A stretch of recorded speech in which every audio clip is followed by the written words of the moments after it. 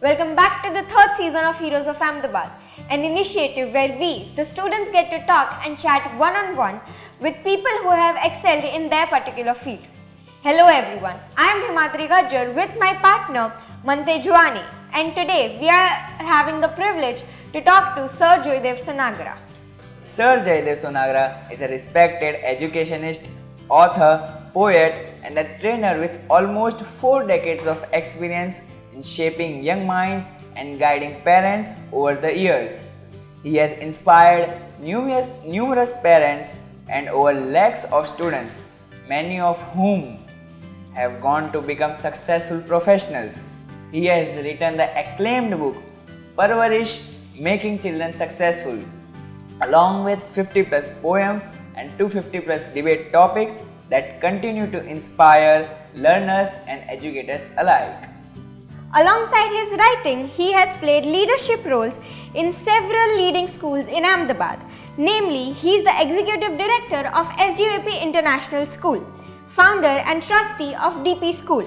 Last but the most important one, he is also the Managing Trustee of our very own school, Divyapath.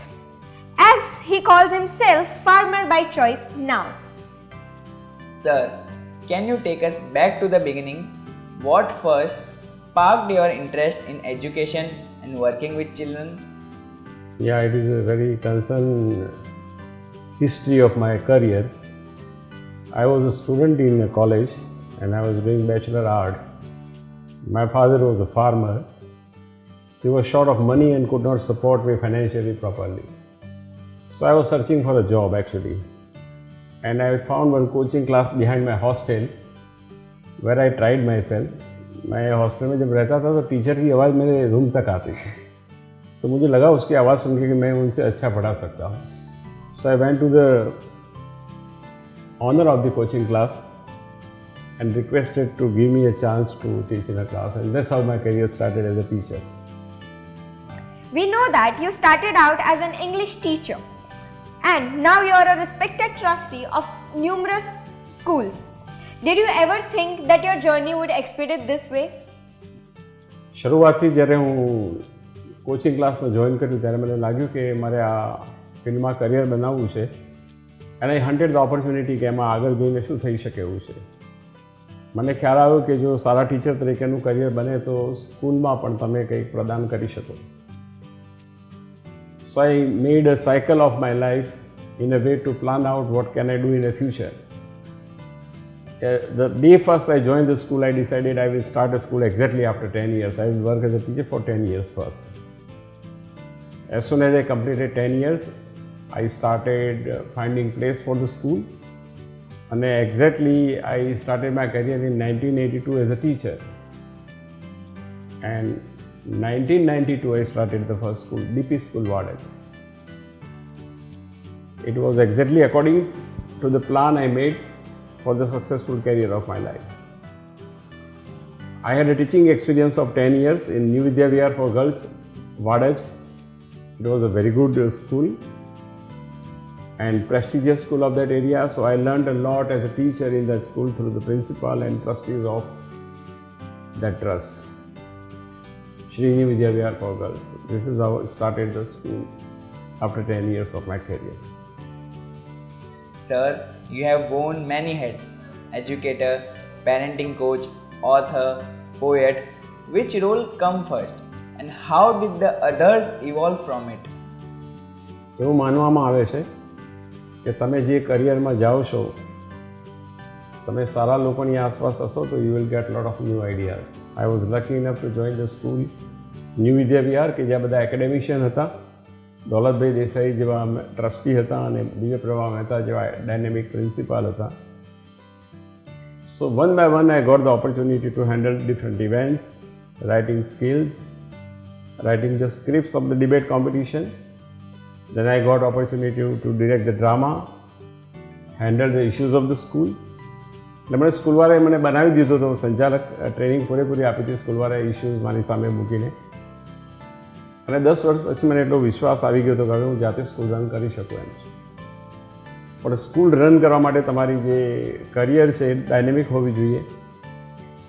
being a successful teacher, you should have the very good control over the language. You should have a good communication skill, lot of reading, good experiences. એક વાક્ય મેં મારા એક teacher પાસે સાંભળેલું કે not to take risk in a life is a big risk. That particular quote made a huge difference in shaping my career. Not to take risk is a big risk. How do you balance academic rigor with emotional intelligence and life skills in the schools you lead? School મેં શરૂ કરીએ પહેલાં ઘણા બધા પ્રયોગો કર્યા હતા મારા કરિયરમાં. સ્ટુડન્ટ્સને મોટિવેટ કરવાના, સ્ટુડન્ટ્સને હેન્ડલ કરવા માટેના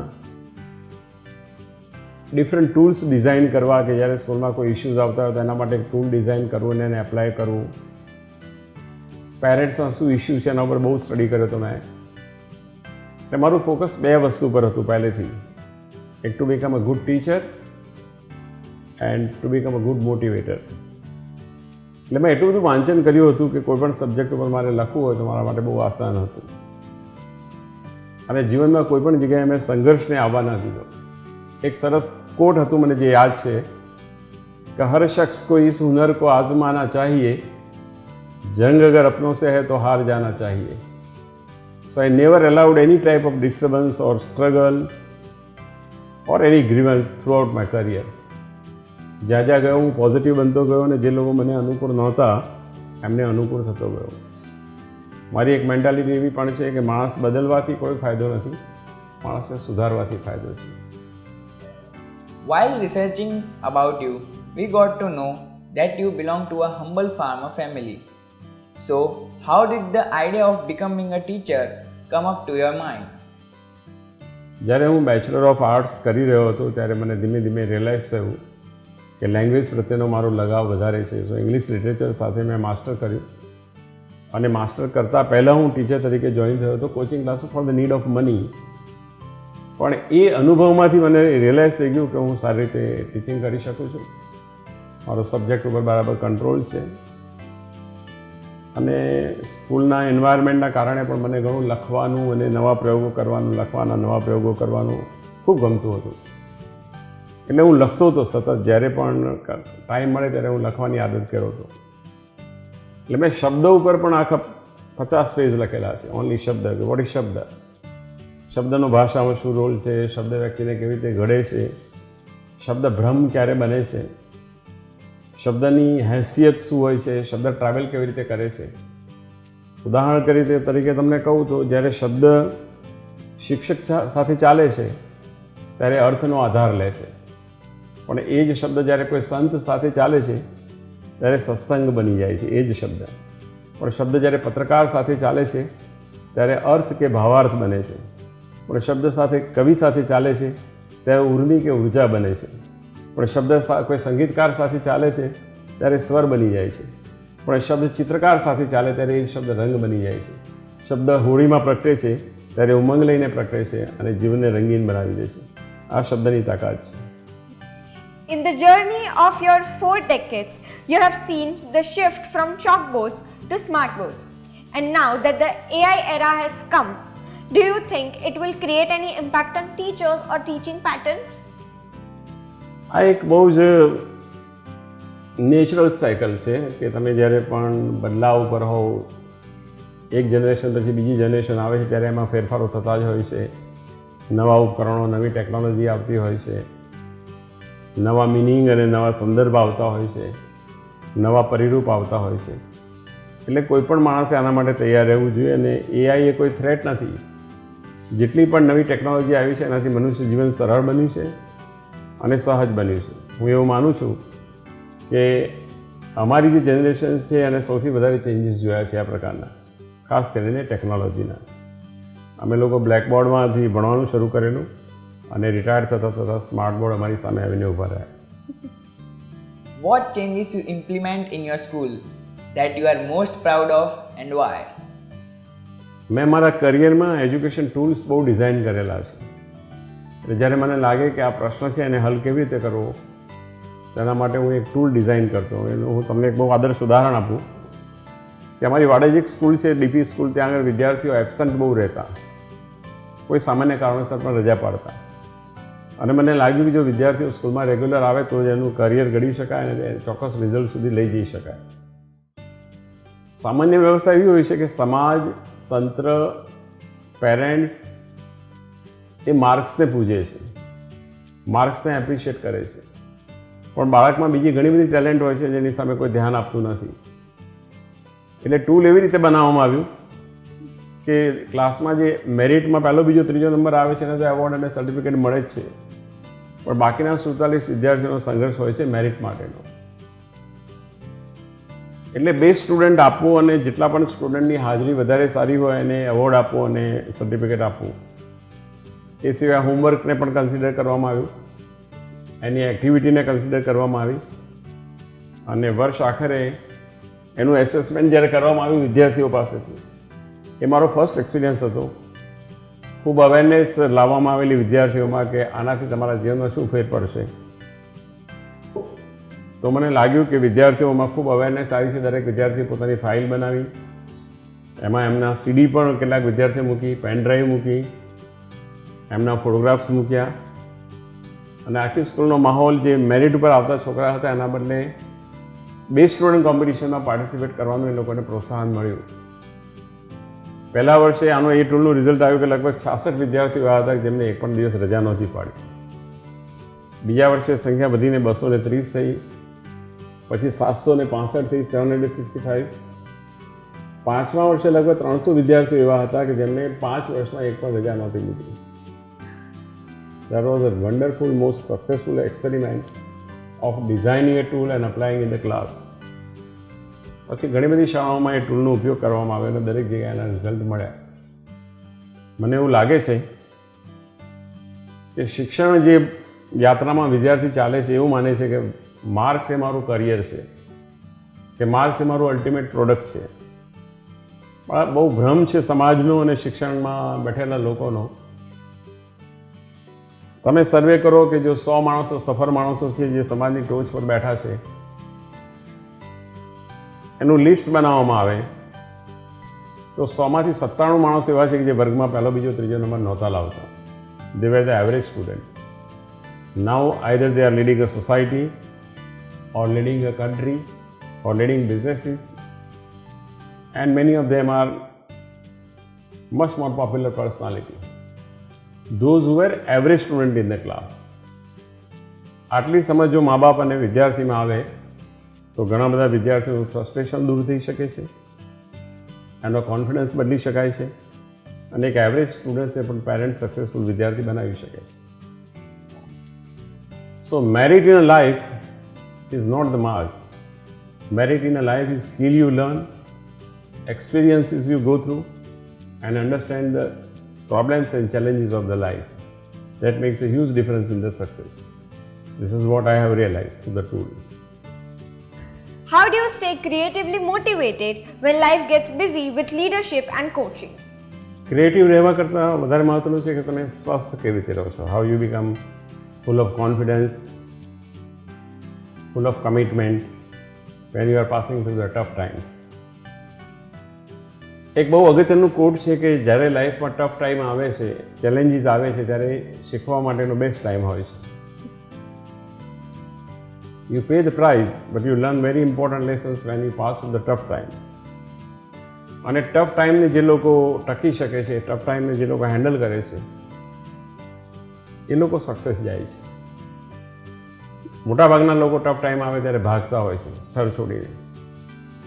so it is very important કે તમારામાં સિચ્યુએશન સમજવાની કેપેસિટી હોય, એને હેન્ડલ કરવા માટેની ધીરજ હોય, પેશન્સ હોય, તો તમે જીવનમાં હર ક્ષણે ક્રિએટિવ રહી શકો છો. મેં એક એક્સપેરિમેન્ટ કરેલો મારી સ્વસ્થતાનો.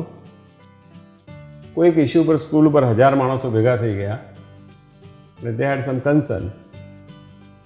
એ સમયે બેસીને પોએટ્રી મેં લખેલી in the worst situation of the environment of the school. So it is very important કે તમે સ્વસ્થ કેવી રીતે રહો છો. That max a huge difference. What is the biggest mindset shift you have experienced in your career? School મેનેજમેન્ટના મારા શરૂઆતના વર્ષોના એક્સપિરિયન્સમાં મને એવું લાગતું હતું કે શિક્ષણની વ્યવસ્થા એ માર્ક્સ માટે છે, મેરિટ્સ માટે છે.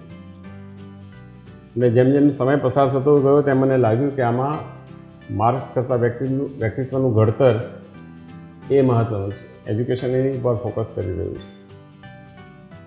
પછી મને સમજાયું કે વ્યક્તિમાં અનેક પ્રકારની ટેલેન્ટ હોય છે જેને બહાર લાવવા માટે એજ્યુકેશન ખાસ એફર્ટ્સ મૂકતું નથી. So I decided to organise so many activities in the school. અને એ એક્ટિવિટી દરમિયાન મને અહેસાસ થતો ગયો કે વર્ગખંડમાં જે બાળકો મેરિટમાં પાછળ પડતા હતા અને એક્ટિવિટીમાં જ્યારે એ લોકો લીડ કરતા હતા ત્યારે એનો કોન્ફિડન્સ બિલ્ટઅપ થતો હતો. So I introduce more activities in the school. Slowly and gradually મને એવું પણ અહેસાસ થયો કે એજ્યુકેશન જે આપે છે માહિતી આપે છે અને બાળકોને એ માહિતીને જ્ઞાન સુધી પહોંચાડવા માટેના કોઈ એફર્ટ્સ મૂકવામાં સ્કૂલોમાં આવતા નથી. So I started so many creative activity which lead the students and content to the knowledge. આપણો જે સરસ્વતી માતાનો શ્લોક છે તમને યાદ છે? યાકુંદેનું તુષારહાર ધવલા.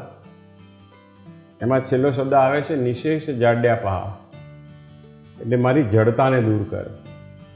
એનો અર્થ એવો થાય છે કે એજ્યુકેશનની મારી જે સમજ છે એની જડતા છે એને દૂર કર, મારા અજ્ઞાનને દૂર કર, મને માહિતી આપવાને બદલે જ્ઞાન આપ. That was a major change in understanding the career. ટીચર્સનું કરિયર છે એ સતત લર્નિંગ સ્ટેચર પર ટકેલું છે. શિક્ષક એ સર્વાઈવ થાય છે કે જે સતત શીખતું રહે છે. શિક્ષક એ સર્વાઈવ થાય છે કે જેનું ફોકસ એના ટેક્સ્ટના કન્ટેન્ટ પર નહીં પણ બાળક આ શિક્ષે એનાથી એના જીવનમાં શું ફરક આવશે એ શિક્ષક સફળ થાય છે. શિક્ષક એ સફળ થાય છે કે જે સતત નવનીત પ્રયોગો કરતો રહે છે. શિક્ષક એ સફળ થાય છે કે જે સમકાલીન હોય છે. એ સમકાલીન હોવું મતલબ નવી વસ્તુઓને સ્વીકારવી, અપનાવવી, અપ્લાય કરવી. અને જે શિક્ષક આ કરી શકે છે એમના સ્કૂલ એન્વાયરમેન્ટમાં પરિવર્તન લાવી શકે છે. So this is very important to change the mindset at every day to become a successful teacher.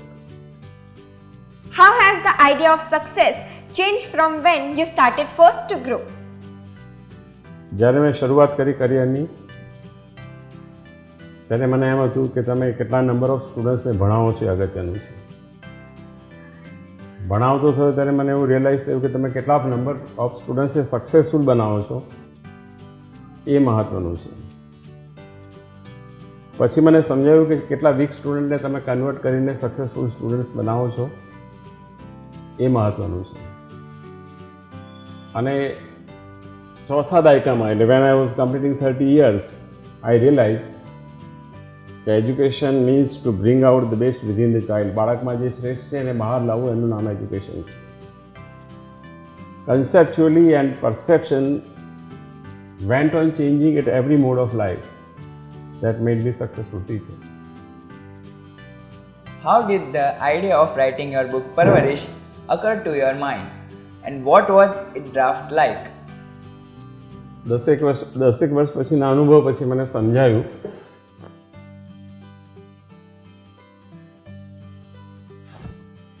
કે મા બાપ અને બાળકો વચ્ચે બહુ મોટો ગેપ છે. સમાજમાં બાળકોના વર્તનને લઈને ઘણી સમસ્યાઓ ઊભી થઈ રહી છે. પેરેન્ટ્સ મોડર્ન એજ્યુકેશનને સમજતા નથી અને પેરેન્ટ્સ સ્કૂલની ફિલોસોફીને પણ સમજતા નથી એવો મને અહેસાસ થતો ગયો. So I started training the parents. જ્યારે મેં પહેલી વાર પેરેન્ટ્સને ટ્રેનિંગ આપી ત્યારે મને લાગ્યું કે પેરેન્ટ્સના ઘણા બધા મનના ક્વેશ્ચન અને એમની મૂંઝવણો મેં દૂર કરી છે. ક્રમશઃ મને એવું થતું ગયું કે પેરેન્ટ્સ પણ બાળકોને આ ઉછેરનો અર્થ બદલતા થયા છે અને સમજતા થયા છે. મેં લગભગ 10,000 પેરેન્ટ્સને ટ્રેન કર્યા પછી મને વિચાર્યો કે આ મારે લખવું જોઈએ અને લખેલું કોઈ કન્ટેન્ટ સમાજમાં મૂકવું જોઈએ. So first I started writing Parvarish in the year 2004 and I published 10,000 copies in the first edition and they all sold out within 1 year. આજે પણ પરવરિશની ડિમાન્ડ બજારમાં છે. તો દરેક પેરેન્ટ્સને લાગે છે કે મારા બાળકના પ્રશ્નોનું સમાધાન આ પુસ્તકમાં છે, અથવા દરેક પેરેન્ટ્સને એવું લાગે છે કે મારી જે મૂંઝવણો છે એનો ઉકેલ આ પુસ્તકમાં છે.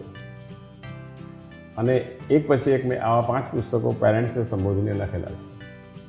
When reading your book Parvarish, we got to know that you presented a paper presentation in front of 600 principals of educational institute across the world at IIT Delhi on the topic of effective solutions of problems. How was that experience and how did you get that opportunity? It's a very good question. જ્યારે IIT દિલ્હીમાં હું ગયો paper presentation માટે, ત્યારે મને એમ લાગતું હતું કે મેં ઘણું બધું કામ કર્યું છે એજ્યુકેશનમાં અને કદાચ મને લોકો એપ્રિશિએટ કરશે. That was my doubt. So I was much excited to have my opportunity on the stage. પણ પહેલું જે લેક્ચર લીધું, મહેન્દ્રસિંહ ધોની જે સ્કૂલમાં ભણેલો છત્તીસગઢમાં, એ જામની સ્કૂલના પ્રિન્સિપાલનું પહેલું લેક્ચર હતું. જ્યારે એને લેક્ચર સ્ટાર્ટ કર્યું ત્યારે એને કહ્યું કે મારી સ્કૂલમાંથી 16 વિદ્યાર્થીઓ કોમનવેલ્થમાં રમ્યા છે, 4 વિદ્યાર્થીઓ એશિયાડમાં રમ્યા છે. મહેન્દ્રસિંહ ધોની મારી સ્કૂલનો સ્ટુડન્ટ્સ છે અને મારી સ્કૂલમાં 60 વર્ષના કરિયરમાં કોઈ ટીચરે વચ્ચેથી જોબ છોડી નથી. ત્યારે મને લાગ્યું કે હજુ મારે લાઈફમાં ઘણું કરવાનું બાકી છે. અને આ જે લાઈન છે એક મેરિટની, એમાં હું પાછળ છું, આગળ નથી. That inspired me a lot, encouraged me, and put forward a challenge in front of my life to do something better for the education. IIT દિલ્હીનો એક્સપિરિયન્સથી મને અહેસાસ થયો કે જો 100માંથી માર્ક્સ આપવાના તો મારે 35 માર્ક્સ આવે, 90 ના આવે. સુધારવા માટેની ઓપોર્ચ્યુનિટી હતી અને પોઝિટિવ ગણીને મેં જીવનમાં પછી ઘણા બધા બદલાવ કર્યા, which has helped me a lot to improve myself and my school career. Very interesting question. Sir, we have attended a lot many sessions of your in which we have pointed out that there is at least one moment where you bring your mother into the conversation. We are curious that how your mother played an important role in your life when you are growing up. બહુ જ concern question છે અને important question છે. મારા બંને parents સ્કૂલમાં ભણેલા નહોતા. My father went to the school four 3 or 4 years and my mother never went to the school. પણ મારા મધરની એક આદત હતી કે અમે બધા ભાઈ બહેન સ્કૂલમાંથી ઘરે આવીએ ત્યારે અમને પોએટ્રી ગવડાવતા. અને પોએટ્રી ગાવાને કારણે બધા જ ભાઈ બહેનોમાં લેંગ્વેજ પ્રત્યેનું જે રુઝાન હતું એ બદલાયેલું. મને યાદ છે 5મા ધોરણની પોએટ્રી, કાલે રજા છે જઈશુએ થાકીને વાંચી સવેલા સૌ પાઠ બાકી, તારી હથેરી મહિલાવ સાચું હું ભાઈ આજે તુજ ભાગ્ય વાંચું, કેવી પડી છે તુજ હસ્તરેખા જાણે સુલાખે ન હોય રેખા. આવી મને 100 પોએટ્રી મને યાદ છે. એક મીઠી માથે ભાત નામનું કાવ્ય હતું. ડુંગર કેરી ખીણમાં ગાંભુ નામે ગામને ખેતી કરતો ખંતથી પટેલ પહોંચો નામ, સીમ થકી છેટી હતી ને વાડી એક વિશાળ, ભોય બધી ભદરી અને રૂડી અધિક રસાર. કવિ કલાપીનું એક સરસ કાવ્ય આવતું હતું. ઉગે છે સુરથી ભર્યો રવિ મૃદુ, હેમંતનો પૂર્વમાં ગ્રામ્ય માતા. અને એ આદતને કારણે, પોએટ્રી રિસાઇટેશનને કારણે અમારા બધાની લેંગ્વેજ પ્રત્યેનો ઇન્ટરેસ્ટ બદલાયો. Out of 9 brothers and sisters, 7 of them are the masters in literature. None of my family members went to either commerce or science. My son was the first person in my family who went to the engineering. But we all brothers have made an excellent career through the language, control over the language, and study of the language. That credit goes to my mother. એક અભણ માતા પણ બાળકોમાં સુતેવો નાખીને જિંદગીને બદલી શકે. My mother is the best example. We have also seen you use a lot of quotes and poetries during your sessions. We are curious that how do you fit so much in your mind? એટલે આ રસનો વિષય છે. તમને જ્યારે કોઈ વિષયમાં રસ પડે, એવું કહેવાય છે વ્યક્તિના ઘડતરમાં કે તમારે સૌથી પહેલાં બાળકને જાણવું જોઈએ કે એને પેશન શેની છે, એને રસ શેમાં છે, કયા વિષયમાં છે. અને જો એ રસ હોય વિષયમાં જો બાળક પોતાનું ખેડાણ કરે, વ્યક્તિત્વ બનાવે, કરિયર ઘડે, તો એમાં આ બધી ક્રિએટિવિટી જોવા મળતી હોય છે. અને તમારામાં એ કરિયરની ટેલેન્ટ ન હોય, સબ્જેક્ટની ટેલેન્ટ ન હોય, જેમ કે તમે ભાષામાં રસ ધરાવો છો અને તમે સાયન્સ કે મેથ્સ પકડીને આગળ ચાલો, તો તમારા જીવનનો મોટો સંઘર્ષ બની જાય છે. ભાષામાં મને પહેલેથી રસ હતો, કરિયર બનાવવાની તક મળી, સારી કોલેજ મળી, સારા શિક્ષકો મળ્યા અને આ આદત મારી ટેલેન્ટમાં પરિણમી. What advice would you give to someone who wants to follow a similar path, blending education, leadership and creativity? જેમ મેં પહેલાં કહ્યું, I am not to take risk in life is a big risk.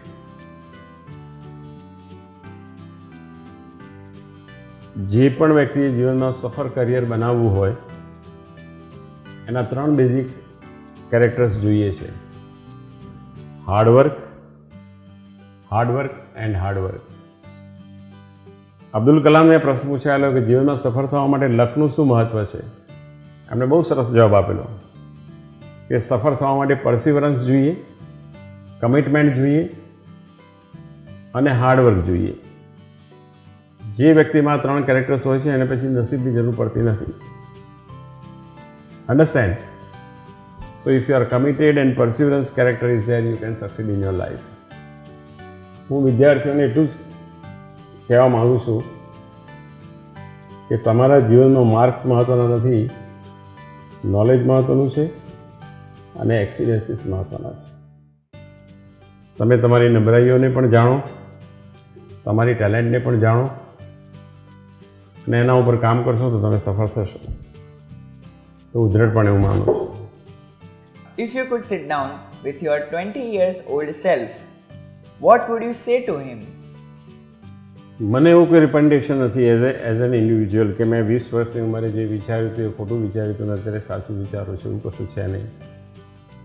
વ્યક્તિના જીવનમાં જેટલી clarity હોય, જેટલા સારા માણસોનો સંપર્ક હોય, જેટલું સારું વાંચન હોય અને લાઈફમાં કોન્સ્ટન્ટ પોઝિટિવિટી હોય, તે માણસે કદી પસ્તાવાનું રહેતું નથી. Whatever he does at the time is right things to do.